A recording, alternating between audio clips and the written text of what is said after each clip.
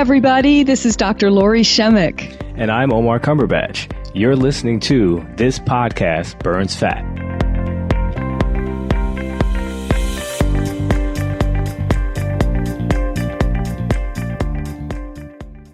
Hey, Lori, how are you today?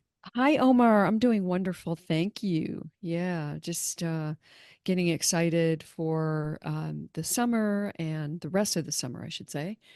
But today it's more like winter, Really? believe it or not. Yeah, it was like in the 70s. It was crazy, Oh, yeah. which is a change. But yeah, so excited about that, excited about a lot of things going on right now, but also excited about our guest today. Yeah, a return guest. It's very unusual. We definitely don't do many repeat guests, which is really a testament to how Hmm. great she is, Dr. Cate Shanahan. I always love what she brings to the table, and this one is a tough one. I know that we've had this topic come up a bunch of times, at least sporadically. I don't think we've necessarily dove into the topic about vegetable oils in the extent that we're going to do today, but yeah, it's a fascinating subject, and it's really eye-opening as well. Yeah, it really is. So she talks about the hateful eight oils. So tune in to find out what those guys are. Yeah, let's jump into it. Okay. Hey, Dr. K, welcome to the show. How are you today? Hi, Omar. I'm good. Thank you. Hi, Dr. Cate. We have Dr. Cate Shanahan on the show today, and we're really lucky to have her because she is going to educate us in the wonderful way she does. This is her second time here on something very important. It's a very important topic. It's seed oils. And she's done a really good job in terms of educating the public on this with her first book or second book, I believe, right, Cate? Deep Nutrition. That was And the first one, actually. the first Yes. one, okay. And Yep. then the Fat Burn Wait. Fix was, Yep. yep. And then now she has a new book that's available for pre-order and probably out as we speak, called Dark Calories: How Vegetable Oil Stole Your Health and How We Can Get It Back. So it's something I believe very important, and I can't wait for you, Cate, to share it. So if you could just give us just a couple sentences on what motivated you to even go down this rabbit hole, if you will, of seed oils. Well, the real reason had to do with the fact that I would tell people to eat healthier, and then they would eat healthier and feel better, but their cholesterol levels would go up. And their doctor would tell them, oh, whatever you're doing with your diet, it can't be good for you, and tell them they needed to change their diet or take a statin, or they would die of heart attacks. And that is not true. And I need the reader to have the confidence that their doctor knows less about what these oils do to their body than they do after they're done reading this book. And that I want also the reader to have the confidence that now that they have read the book, they understand more about nutrition and more even about what causes heart disease and so many other diseases that we want to avoid than medical science, because of the fact that these oils are different than really anything else in the food supply, and medical science is ignoring their role in causing disease. And that means that people are on their own in terms of preventative medicine. And maybe that doesn't sound like news, right? I don't think very many people look to their medical doctor for nutrition advice, unfortunately. But the fact is that this twisted science around the health effects of cholesterol and the health effects of these oils has distorted so much of medicine that every time you go to the doctor, there's something that he's not really aware of that matters to your health that I want people to understand.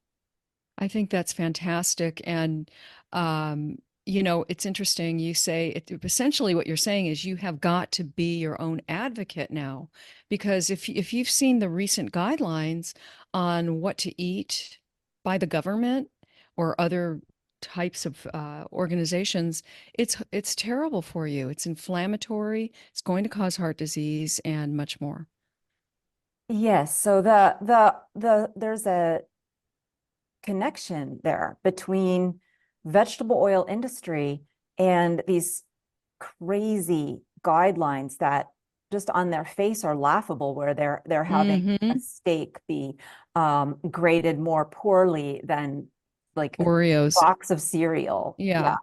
Yeah. You know, the most ultra processed food out there versus like the most primal sort of thing Mm-hmm. humans could eat. And that is intimately tied to this whole discussion around vegetable oils and cholesterol. So that's, you know, that's why the book Dark Calories needed to be written, because there's this, as much as everyone is still learning, you know, thanks to podcasts like yours about inflammation, there's a huge part of the conversation that still isn't being like raised to the level of like importance, and a lot of people aren't even aware of it. And I hope we'll get to talk about it. Yeah, no, I definitely think we're gonna dive deep into it because Mhm. you're absolutely right on the money. It really is interesting to hear your perspective, especially I remember you on the last show really shedding light on just the machine of health and how it's tied with these companies. And I don't think this is any different. So can you just talk about that a little bit in the context that where seed oils actually came from? Because I think once you start with the origin story of these seed oils, it's going to open people's eyes up to how bad it is for you right off the bat. Yeah, so where they're made is in humongous factories, and they come from a collection of 8 oil seeds that include soy, sunflower, safflower, corn, cottonseed, canola, rice bran, and grapeseed. And they're delivered into huge factories, and to extract the oil, the processing plants must use extreme heat and pressure.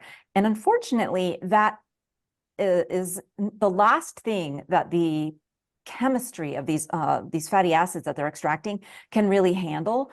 And during the extraction process, a lot of toxins form just due to reactions that occur under heat and pressure, and sometimes with the addition of hexane, which is often used when it's not an organic product. They are allowed to use hexane because most of the hexane gets removed. And hexane, if you don't know, is an ingredient in gasoline. It's a solvent. That's why they use it, to dissolve these Lovely. oils out. And so the initial product, the crude oil, as they call it, is truly crude. It's crude and rude, and it smells rude, and it looks Right. disgusting, and it is considered inedible because it is toxic. It is full of toxins, and it needs to go through extensive processing steps, including things called washing and degumming and dewaxing, in order to remove a lot of these toxins that are formed from that first extraction step. So it really shouldn't be ever considered organic, because there's toxins in it. During the first, the first processing, there have been toxins that were, some of the processing removes a lot of those toxins, but it can't remove all of them. And so even as they sit in the bottle, they contain toxic material. And and I'm talking about toxins like with long, ugly names like 4-hydroxynonenal, 4-hydroxyhexanol, that belong to a similar category of toxins as what you get when you smoke cigarettes, that are, they're called alpha beta unsaturated aldehydes, and another ugly name, not something that should be in our food. And Yeah. when you eat these things, you expose yourself to the same types of toxicity that you do when you smoke cigarettes, when you eat foods that are cooked in these oils, particularly the foods that are like deep fried, because more heat makes more toxins form within these oils.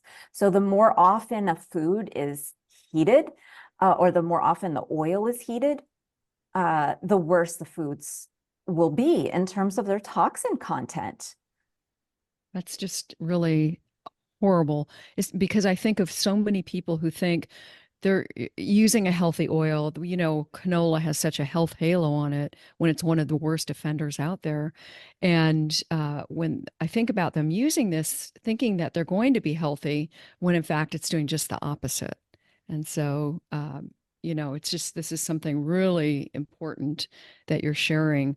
Um, so, how does so with these oils that you listed, how does somebody understand that it is changing their cellular health?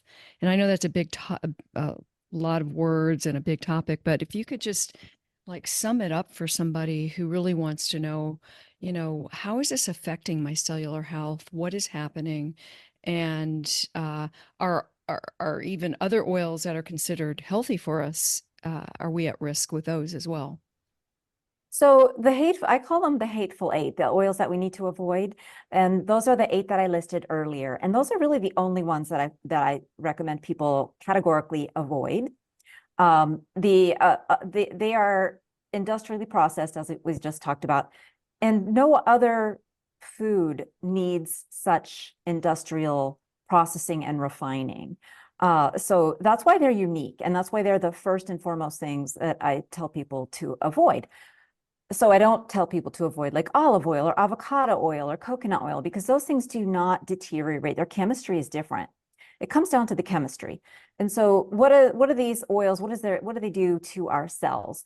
Well, they chemically assault them, of course, you know, because if we're eating foods that contain toxins, well, that is it right there already, a chemical assault on our cells.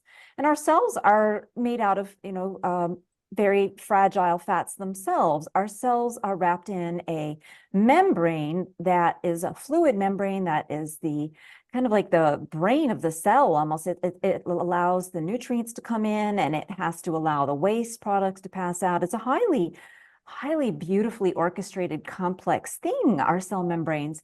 And when we eat these toxins, we damage it. We polymerize the polyunsaturated fatty acids within that cell membrane, and that is like causing, like burning your flesh, right? You probably will survive if somebody like starts blowtorching your arm or something like that. You'll probably survive it. You may not die, but you're not going to be functioning at top efficiency for a while until your body heals. Well, your cells have to heal too. Every single time they are exposed to any of these toxins in a significant amount, then they've been damaged and they're not going to function normally.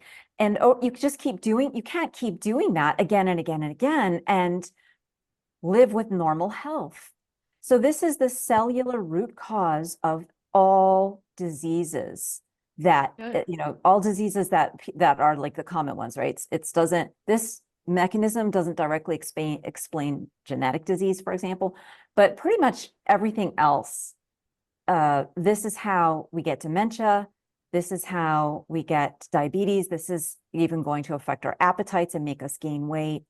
And all of the steps between eating vegetable oils and actually being sick in all these different ways are evading medical science right now. And so doctors really have no idea what the root cause of all the conditions that they're seeing people for every single day.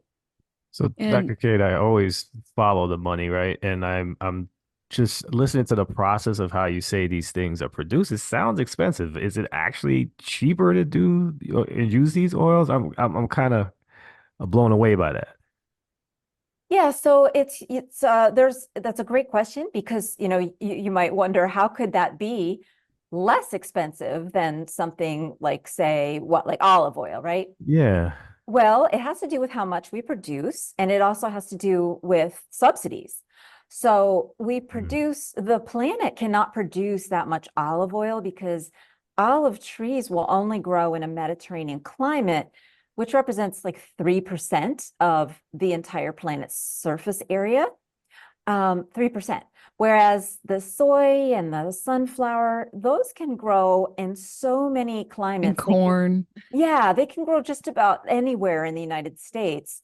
They can handle heat, and they can handle dryness, and they can handle rain, and they can handle cold, because they are annual crops. A tree has to be, the olives come from trees, and trees can only live in the temperature range that they can handle, right? And so olive trees just cannot handle too much freezing. And they also can't handle extreme heat very well either. And they have to live year after year after year. So if you have a really bad year, you can kill olive trees. But if you have a really bad year with canola or corn or something like that, we'll say that particular crop just doesn't, well, one of two crops you probably grow, it's a bad one. But then next year you'll be fine. You don't have to start from scratch. So there's infrastructure things to consider. There's the fact that olives are difficult to harvest. You can't do it the same way mechanically. The way that it's all by machine harvesting soy and corn and all these other things. That's another factor. And then the fact that that olives don't receive subsidies to the extent that soy, corn, cottonseed, canola do, at least not in this country. And then there's more. It goes beyond that. Like, you have to consider even though it sounds expensive to refine the stuff, in order to create quality olive oil, you really just get the first press. That's the best quality. That's like the extra virgin, unrefined stuff. There's more oil in that olive that they're going to get out by harsher treatments, which then do require more expensive equipment. So we're really just getting the cream of the crop with the best quality olive oil. And so with just those considerations, I hope you can start to see why there's such a huge price difference. And I haven't even touched on the fact that things like cows that give us butter, those butter needs to be refrigerated, or the cream and the dairy products need to be refrigerated. The cows need food. It's a much more intensive product. It's higher on the food chain. There's a lot more inputs for output calorie wise. So in terms of efficiency, just energy in versus sunlight energy in, that's where all of our food comes from, the sun, to energy out in terms of calories and nutrition, or just in terms of calories, since there's no nutrition. The oils are so much more efficient, and that's why they cost so much less. Well, thanks for breaking that down. Yeah, that's interesting. So back to the cellular health, the cell membrane, if you will, that is being stiffened, for lack of a better word, with these oils, correct? So we can't get a good flow of nutrients in and out of the cell, and the matrix of the cell is affected as well. Yes, absolutely. And I just wanted to say one more thing about the cost. Like, so you might think that, oh gosh, it's kind of like a expense. I can't afford to get these olive oils and these better stuff, but you are getting such a better quality. You're really getting totally ripped off when you're buying the vegetable oils, because they're empty calories, right? They're cheap for everyone. They're higher profit margin for the people who produce foods made out of them. So you're getting ripped off, and making money off your they're health. making money off your health. And that's the point I want to drive home.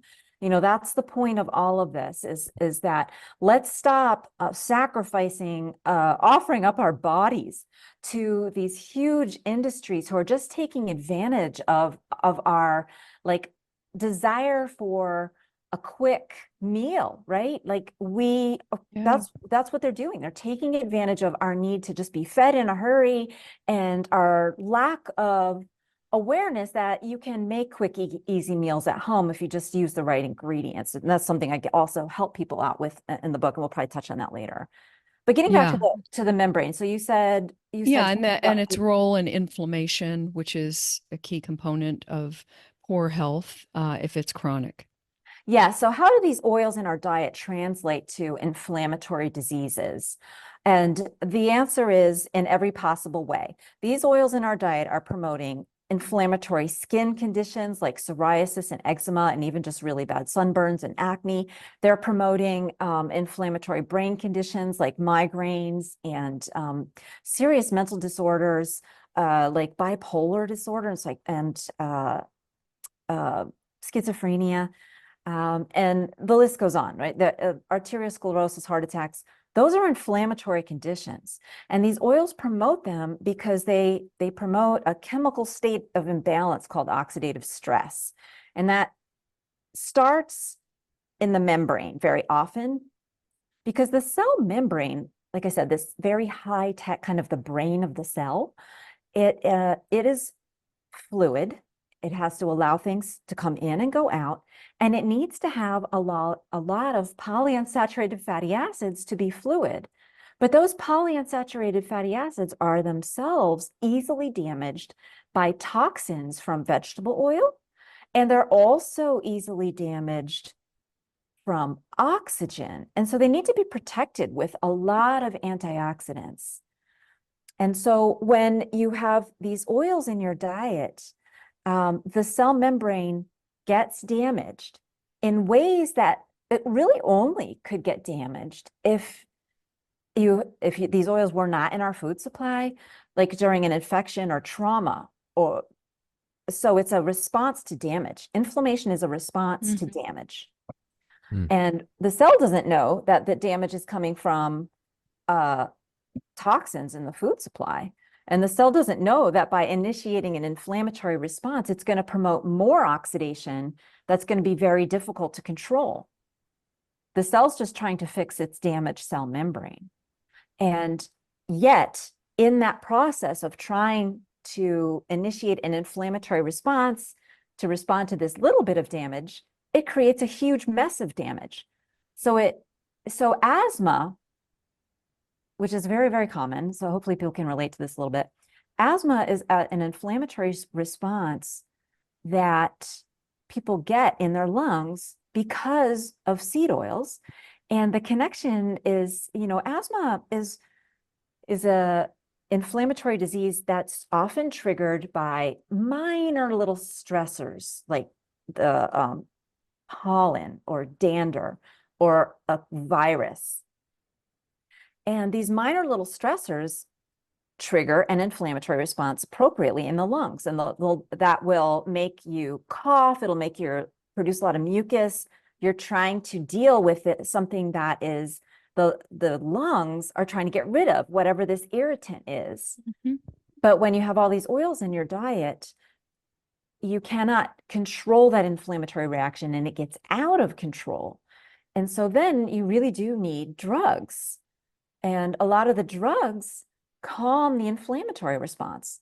That's why we use steroids. Steroid inhalers and steroid pills are often necessary for people with really severe asthma.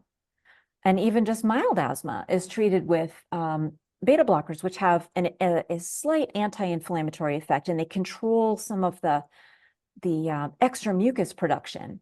So all of those are, asthma alone, it costs hundreds of thousands of dollars, and people with asthma have their lives disrupted.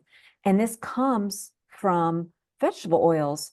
And so that means that if you stop eating these oils, you will no longer have to deal with such severe asthma. You may not even have to deal with asthma at all. And in fact, my recent boss, he was able to completely transform his family's life by getting these oils out of their diets.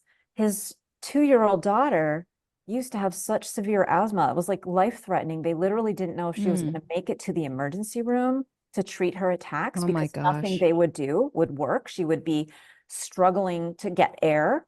And they couldn't even call an ambulance because they didn't want to wait for an ambulance. And so they just had to drive to the emergency room in this state of panic. So the only thing they knew to do that would help, besides drugs, was build a house closer to the hospital. Oh, no. Like that's the extreme that they had to go to because the medical system wasn't helping them. And so when he read Deep Nutrition and learned about how these oils directly promote inflammation and remove the oils and did the other things that I recommend, they now they had their nice house close to the hospital, but they hardly even needed to go anymore. Just an aside, isn't there a parallel with the introduction of these oils with these industrialized oils and chronic health conditions, hasn't there been, we see obesity rising and chronic health conditions like asthma rising. And I'm wondering what your thought is on that. Yes, when I first started learning about these oils about 20 years ago, one of the first things I realized was that we were eating a whole ton of these oils, and I hadn't learned about that in medical school. And I also looked back to the statistics. I mean, I didn't have to, it wasn't a big brain strain there. As a doctor, I was noticing that more people were struggling with weight, diabetes, heart attacks were increasingly common and deadly, though they're still the number 1 cause of heart disease in spite of all of our preventative methods. So there was a strong correlation that I noticed right away. And, you know, it's hard to not see that correlation once you start looking for it, because it's so incredible how many more of these oils we are eating year over year. Even from now today to when I first started studying this, we've gone up another something like 30% in our consumption. Whereas you look back 100 years ago and they're almost non-existent in the food supply, translating calorie wise to something like maybe 10 calories per person per day 100 years ago, and now it's close to 600. And if you're saying 30% of the diet is composed of these factory oils, then what does that say about the state of our health, right? It says exactly what we're talking about. And doctors aren't talking about this. Doctors do Mm-mm. not learn this, and they in fact learn something that opposes this idea. I remember in medical school learning that saturated fat was the thing that we were eating too much of. But when I started looking at the data for myself, I found that that was completely not true. And I had been deceived during my entire medical education. And doctors are still trained today. Your doctor, if you're listening to this, still believes that saturated fat is, the reason that everybody's getting sick, because they are taught that we're eating more saturated fat. And that basic statistic that anyone can look up is simply not true. Exactly. And, Thanks and, to Ansel Keys. yeah, thanks to Ansel Keys. So I was guessing you've talked about him before on your show. Yeah. Yeah. Yeah. And Definitely. maybe you've talked about the fact that he worked with the American Heart Association, which is an organization that today still upholds his ideas. Amazing, isn't it? With all the research they have, it's incredible. Well, it's why they're doing the research, because they don't care about our health. They care about their influence. That's how they started that back in 1948. They originally were in the 19 teens. The American Heart Association was a small organization of medical doctors who were interested in heart disease, and they met several times a year to share their knowledge and to learn. And at some point, they became, obsessed with themselves. and Yeah, they exactly. decided, yeah, and they decided that they would put it to a vote whether or not they would accept outside funding to do more research. And there was a heated argument. And this is what I discovered in the course of writing Dark Calories. I discovered that there were 2 camps, and there was a camp on the side of science, and there was a camp on the side of let's get big and famous. And guess who lost? Yeah, exactly. Yeah, no question about it. I'm curious too, because I actually have 2 questions, but you brought up Ansel Keys, and I wanted to hear your take on cholesterol, because I know during that time that was really the driving force behind a lot of these changes, in addition to what you're referencing with like some of the power hungry grab as well. But if before we get into that, I definitely wanted to just bring up the point about how could we avoid this, because I liken the vegetable oils to how sugar is. It seems like sugar is in everything, just like these vegetable oils. How do we avoid them? Well, the first thing you can do is memorize the 6 of them that are going to be in ingredients, and that's corn, canola, cottonseed, soy, sunflower, safflower. And then once you've done that, the next thing you should do is before you buy anything that has an ingredients list, turn that package around, get out your magnifying glass if you need to, and look and scan for ingredients. And in dark calories, I tell you like how much is, how to figure out how much is too much, right? Because like they are in everything. And in some things it's not too much and you can buy it anyway. And there's a set of rules I teach you to go through to, figure that out. So that you don't have to completely freak out, right? Because the dose makes the poison. And I'm not going to sit here and tell you that just like a tiny speck of it is worth avoiding. If it's an otherwise healthy food. So it's important to be able to triage that. And so that, that I'll teach you how to do that too. So all of those are going to be like life-saving new little habits that I hope you can develop easily when you're shopping. Yeah, and they usually go hand in hand, these seed oils with sugar, which is a double whammy for your health. Well, they do Uh, in junk food. They do in foods that yeah. we know are junk foods, but Mhm. they are also in a lot of foods that we consider healthy foods. Like, people who go on a diet, they want to eat some low calorie, frozen meals. So they'll go in with something like healthy choice or lean cuisine. Those Mm-hmm. things are going to have vegetable oils. Even in Whole Foods Market, where they've got the Whole30 diet, those foods, unfortunately, I hate to call I out that know. brand because it's otherwise uses a lot of good I was ingredients. actually just going to bring that up. It's so Mhm. funny you were talking about it. Yeah. Yeah, well, Yeah. they use sunflower oil, and sunflower oil is refined, bleached, and deodorized, and still potentially quite toxic. Now they use organic sunflower oil, but like I talked about earlier, during the process of making it, these things develop toxins. Mhm. But they also use a kind of sunflower oil called high oleic. Now, if that is actually true, it may not be quite as toxic, and especially in the dishes that have like not too much, or in the meals their products that have not too much, that might be okay. That is a moving target right now. The industry is getting better at making sunflower oil in particular into a less toxic oil. But That's good news. yeah, so that's good news. And right now, the jury's still out. Like I just don't think we've got enough checks and balances in the system right now for me to truly feel good about saying, yeah, Yeah. high oleic sunflower oil um would be okay. Like it will never be good for you because it's empty calories. It doesn't have nutrition after all that refining. But it could at least be okay. And in this, I have three categories actually, you guys. I don't know if you picked up on that anywhere, but there's three categories of oils. There's the toxic, don't ever eat these, except maybe in tiny, minute amounts. There's the You've good got stuff. it's like sorry to interrupt. It's the green light, yellow light, and red light. Yes. Yeah. And I call it okay, but not great, right? Right. Right. And what that means is they are empty calories. And that includes like refined coconut, refined avocado oil, and the lower grades of olive oil.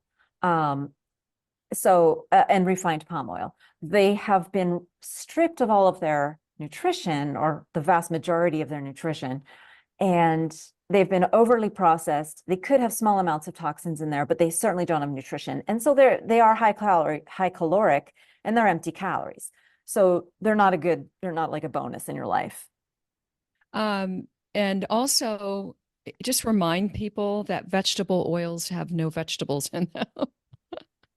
People when they see the word vegetable oil, they think it's healthy. Yes, thanks for pointing out that, a lot of people think they're made out of like broccoli or tomatoes, or Right. somehow Yeah. distill down the best of nutrition in corn or something like that. The sunflower, those beautiful sunflowers gleaming in the sun. It's nothing like that. Yeah, it's it's good marketing. But honestly, it wasn't meant to be deceptive originally. It was just meant to distinguish vegetable derived oils from animal derived oils. Particularly, this was it goes way back into the 1880s when whale oil was the main oil that was out there to be used by the industry, mostly for soap and lighting. Vegetable oil was originally mostly for soap and lighting as well, but they just wanted to distinguish it from whale oil. Ew. Um, So there's something that I think, a lot of people they've heard this, let's say, and then they've also heard the general medical community talk about, that there's no literature about this, that, I don't see any quote high quality research on these oils. And so they're out there. When I put tweets out, for example, on this, they'll come after me. And I would just like you to clear that up and because there is high quality research out there. Yes, there is some high quality research out there. So depending on how you define high quality, right? That's why I said some. If you define high quality as randomized, double-blinded human clinical trials, there is some. And there's actually a lot more in favor of like saturated fat being healthy versus vegetable oils. Because the best study ever done showed that the vegetable oils had worse health effects than the saturated fats, like when they did a controlled clinical trial back in the 70s. But that was not published until over a decade later, and it didn't reveal all the real results. It was deceptive in the way that was published. And it was published by people in like Ansel Keys and other people that the American Heart Association still supports. And this is something that's very important, what I'm going to say next. The American Heart Association never apologized for failing to publish the full story. And they never published the full story, and they never admitted that they essentially engaged in a cover-up of very important data. And that means the American Heart Association is lying to us. And my rule about who I trust is if somebody has lied to me, I don't trust them anymore. I mean, when they've lied to me about something really important, little white lies, different stories. Think about what they've done to people. They've literally have harmed people's health. People are not alive because of the choices that they're making, thinking that they're choosing healthy. Right. And so that's why, we have one really great study that is better than all the other studies that supposedly show that the vegetable oils are healthy. It's better because it was much longer, because it was double-blinded, and because it was a vegetable oil versus saturated fat. Whereas many of these other studies that people cite go on for weeks instead of years, were not double-blinded, and we're not comparing vegetable oil to saturated fat, although people interpret it that way because they're talking about polyunsaturated fats versus saturated fats. So it kind of gets lost in the details that even the people talking about it are in some ways lying, because they're claiming that there's data on vegetable oils when the study actually just looked at the fatty acid profile of whole foods. And so it didn't even include a study at all on vegetable oils. Let's just get mixed into these meta-analyses. Let's just get mixed right in to these meta-analyses. And a meta-analysis right now, a lot of people that are the naysayers out there that are trying to debunk my claims are saying that meta-analyses, which look at lots of studies all at once to see what is the average result. Right. These details completely get buried in meta-analyses, and it's very difficult for even someone like who does literature reviews on a regular basis to find the truth, to find what they really talked about, because it gets misrepresented. And so again, if somebody is lying to you, to me anyway, I'm not going to trust them.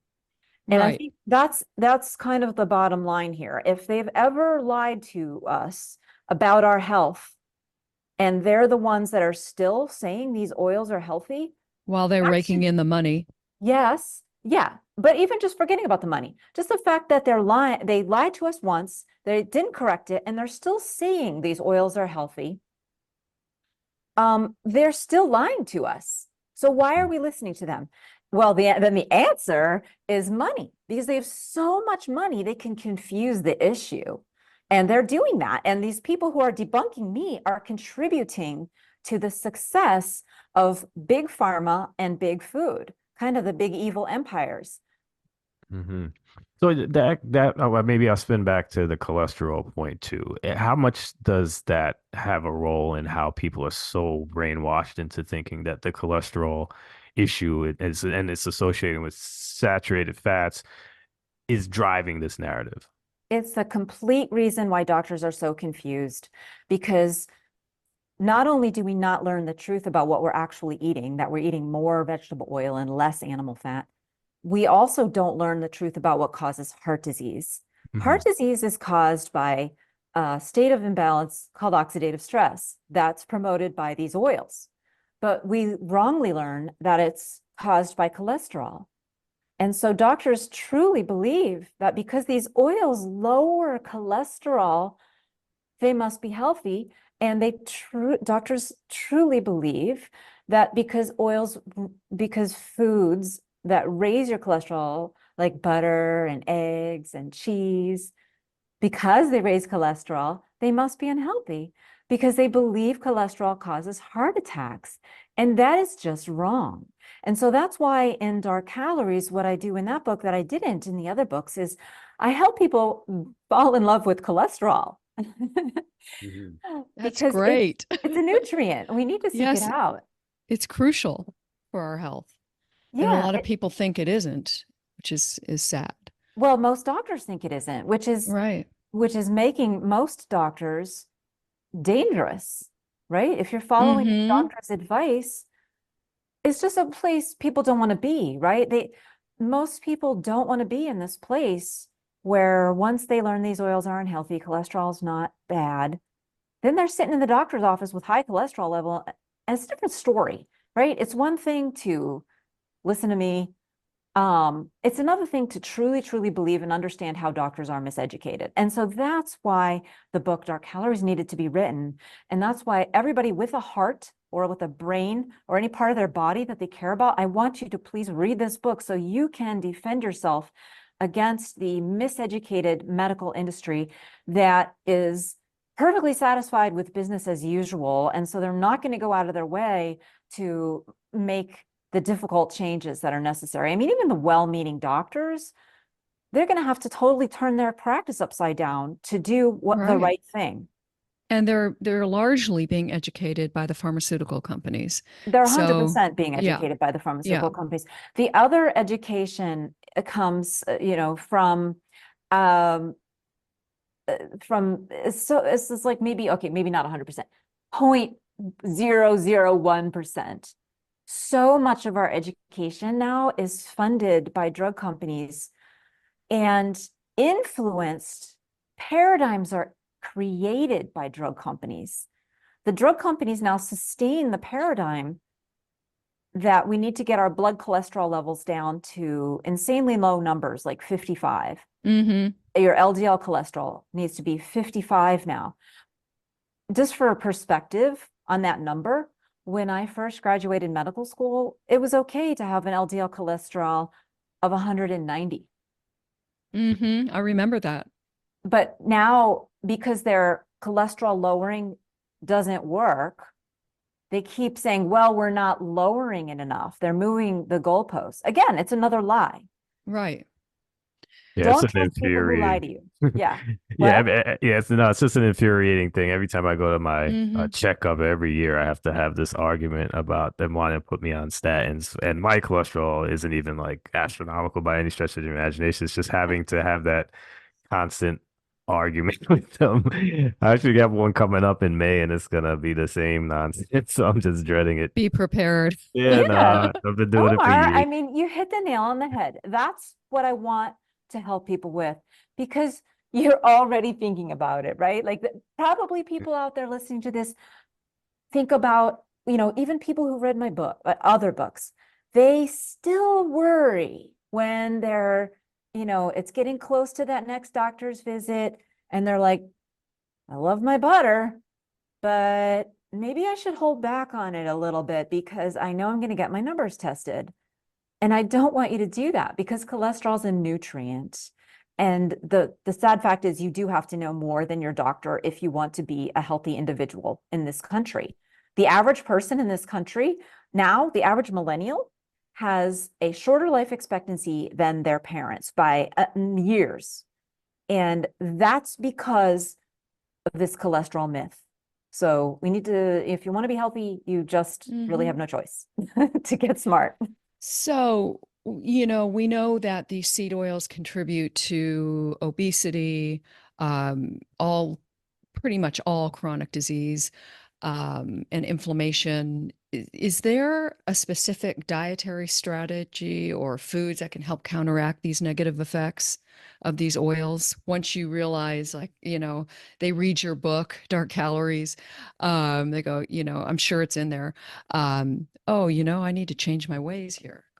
Yes, there are several life-saving strategies, several different categories of strategies that I help people. So for one thing, you got to stop eating these oils, and maybe we talked about that. But you also want to seek out foods that are higher in cholesterol. So I show you how to do that. You want to seek out the healthiest high protein foods, so many of which are animal products. So I teach you which ones to go after.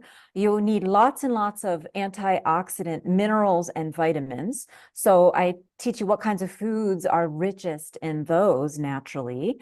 And then you need to know how to make fast, easy meals out of them. So I give you an example. I give you like a 2 week challenge on with a bunch of recipes that will get you through just 2 weeks. So you can prove to yourself how much more energy you have. These oils, we haven't talked about this, what they do to our energy. That's a whole other couple chapters I spend talking about how they sap our energy. But I would teach you to pay attention to your energy level. And that has to do with the type of hunger symptoms you get. And so in my 2 week challenge, I want you to pay attention to those hunger symptoms.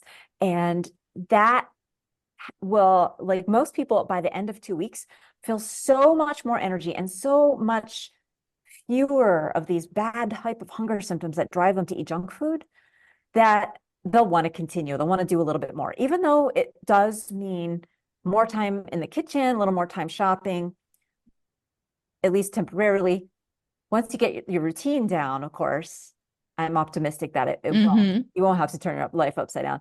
But I'm not going to sit here and tell you that it's not going to feel like turning your life upside down the first time. It will. And I just want to prepare you for that. So that's why I have just a 2 week challenge, not even a 30-day challenge, like a lot of But the outcome is what is to be focused on. It's really incredible once you fill your body with foods that are healthy and pure and natural. I had one question before we wrap up. What about when an oil is considered expeller pressed or cold pressed? So that just means they didn't use hexane. Okay. Yeah. That's all.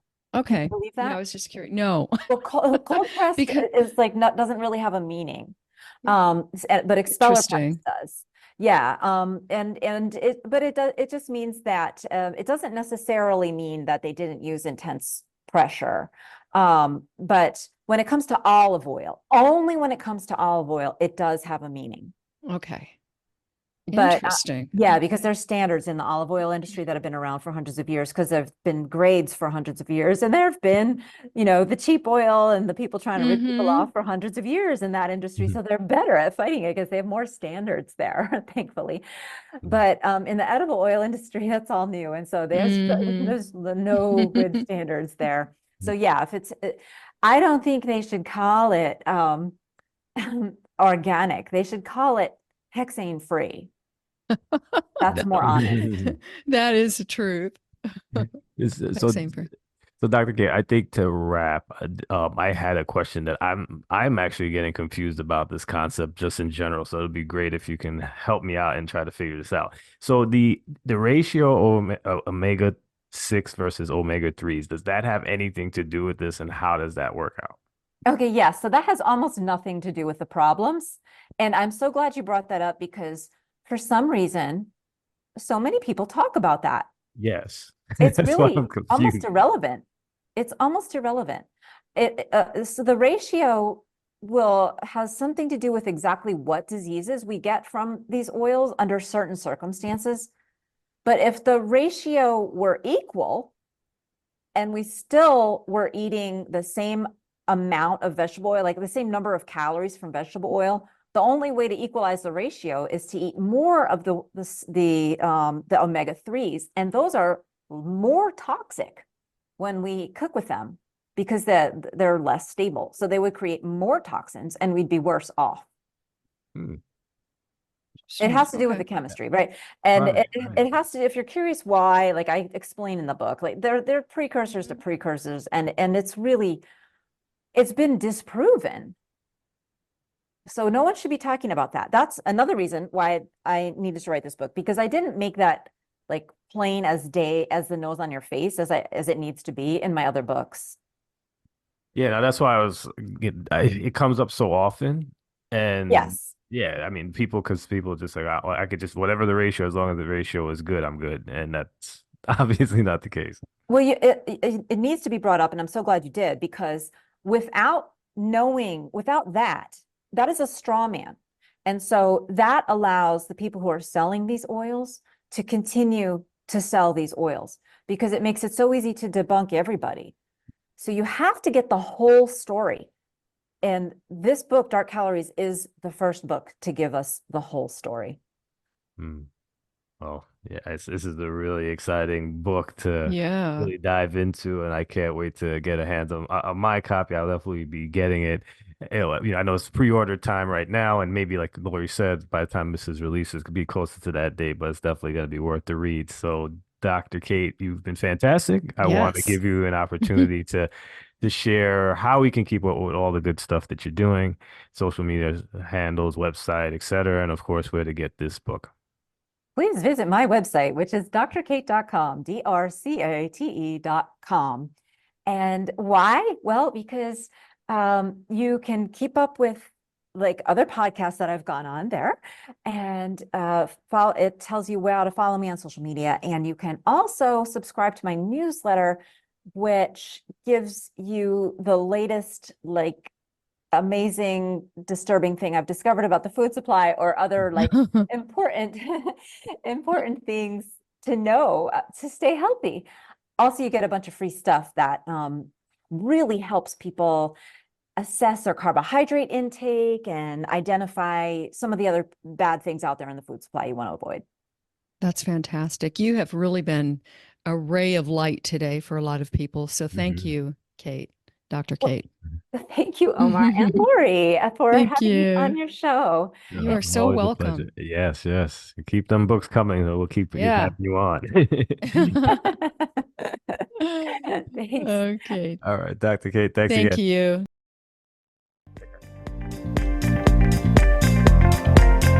Thank you so much for listening to this episode of This Podcast Burns Fat. We're so excited to have you as a listener, and we're hoping that you really enjoyed the content as well. And if you did, please run over to iTunes and provide a rating and or review.